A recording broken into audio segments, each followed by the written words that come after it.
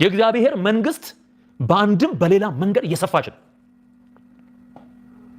ስለዚህ በማመቻመችና በማስመሰል የሚሰራ ስራ የለም። እውነትን በፍቅር መግለጥ ነው ሰዎችን ሊያድን የሚችለው። እሺ ጳውሎስ እንዴት ነው ያገለገለው? የጳውሎስ የአንዱ ስፍራ አገልግሎት ለክርስትና አስተምሮ ፕሪንሲፕል ሆኖ በአንድ ብቻ ተወስነን እንድንቀር ያደርገናል ወይ? በጭራሽ።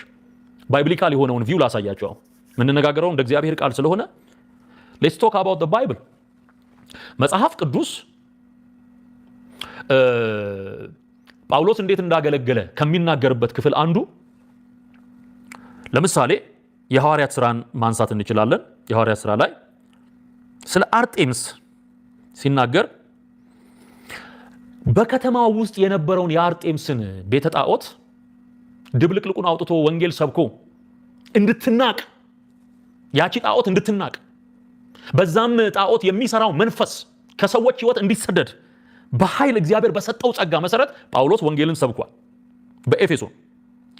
ጳውሎስ ግሪክ ላይ ያገለገለበት መንገድና በኤፌሶን ያገለገለበት መንገድ አንድ አይደለም። ዮሐንስም በዮሐንስ መልእክት አንደኛይቱ ምዕራፍ 5 መጨረሻ ላይ ወንድሞች ሆይ ከጣዖታት ራሳችሁን ጠብቁ ሲል እናያለን። ጣዖትን ጣዖት ነው የሚሉት።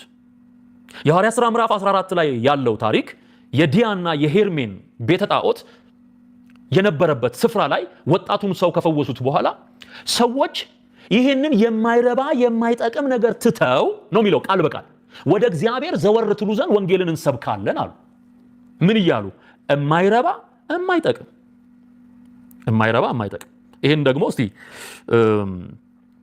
የሐዋርያት ሥራ ምዕራፍ 14 ላይ እሱን ላንብብላችሁ።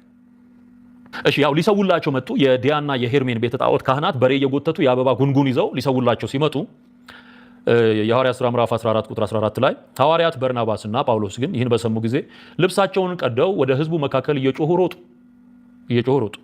እንዲህም አሉ፣ እናንተ ሰዎች ይህን ስለምን ታደርጋላችሁ? እኛ ደግሞ እንደናንተ የምንሰማ ሰዎች ነን። ከዚህም ከንቱ ነገር አስምሩበት፣ ከዚህም ከንቱ ነገር ሰማይንና ምድርን ባህርንም በእነርሱ ያለውን ሁሉ ወደ ፈጠረ ወደ ሕያው እግዚአብሔር ዘወር ትሉ ዘንድ ወንጌልን እንሰብካለን። ከንቱ የሚሉት ምኑን? ጣዖቱን እኮ ነው። ከንቱ ነው። በጳውሎስ በበርናባስ አገልግሎት ውስጥ ጣዖት ከንቱ እየተባለ ነው የተጠራው። እርግጠኛ ሆኜ የምነግራችሁ ጳውሎስ በዚህ ዘመን ኖሮ በኦርቶዶክስ ቤተ እምነት ውስጥ ያለውን አምልኮ ቢመለከት ይህንኑ ቃል ነው የሚጠቀመው።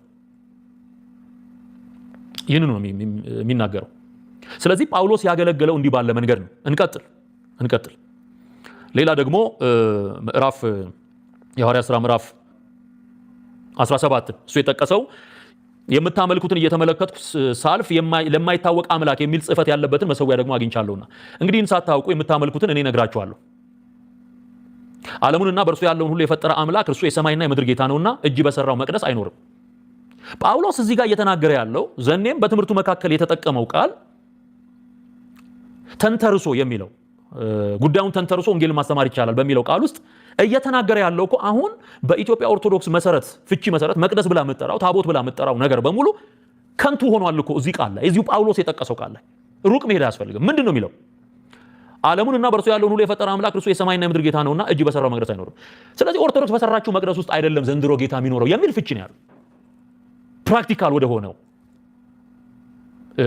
ትርጉም ስንመጣ ትራንስሌሽኑ ዘመንም ማለት ዘመኑን የዋጀ ትራንስሌሽን ስንጠቀም አሁን ኦርቶዶክስ የምትለው መቅደስ ውስጥ እግዚአብሔር ያድራል ወይ? ኖ እንዲህ አይነት አሰራር የለም። ስለዚህ ጳውሎስ የሚያፈርሰውን ነው እዛው ላይ ማየት የሚሻለው። እንዴ አላመቻመቸም እኮ ጳውሎስ። እርሱ ሕይወትንና እስትንፋስን ሁሉንም ለሁሉ ይሰጣልና አንዳች እንደሚጎለው በሰው እጅ አይገለገልም።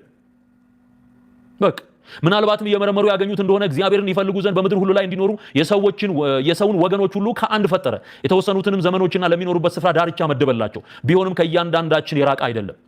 ከእናንተ ከባለቅኔዎች አንዳንዶች ደግሞ እኛ ደግሞ ዘመዶቹ ነንና ብለው እንደተናገሩ በእርሱ ሕያዋንንና እንንቀሳቀሳለን እንኖርማለን። እንግዲህ የእግዚአብሔር ዘመዶች ከሆንን አስምሩበት። የሐዋርያት ሥራ ምዕራፍ 17 ቁጥር 29 እንግዲህ የእግዚአብሔር ዘመዶች ከሆንን አምላክ በሰው ብልሃትና ሐሳብ እያፈረሰ እኮ ነው የተደረደረውን ታቦት የማይታወቅ አምላክ የሚለውን ሐሳብ ያዘ እንጂ ጳውሎስ ምን እያደረገ ነው? እያፈረሰ ነው።